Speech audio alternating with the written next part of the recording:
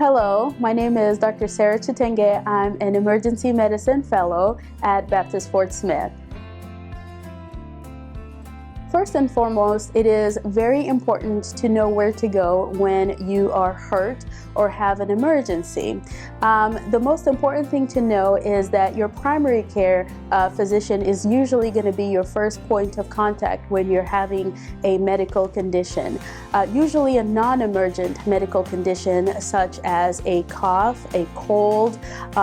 Primary care physicians are also great because when establishing care with them, they're usually familiar with your health and your background, and they are also responsible for making sure that you keep up with your preventative care, such as your vaccinations and your screenings.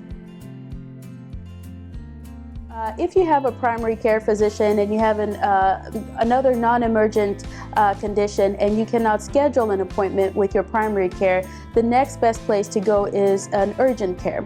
The good thing about the urgent care is that you don't need to make an appointment. It is like a walk-in clinic, and they have great, wonderful providers who will help with a plethora of non-emergent conditions. Conditions that you can go to the urgent care include your influenza, your cough, sore throat, earaches, minor injuries that occur at home.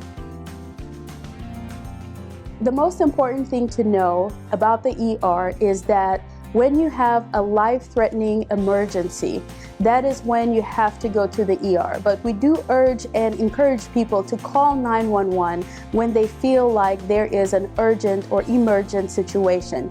Those can range from a stroke, chest pain, a heart attack, abdominal pain, injuries, traumas that can basically where you see like a bone or lots of blood. But when you have things like stroke or chest pain, please call 911 and avoid driving here, because usually the first responders can help with care and can start the care quicker than it would take for you to drive here.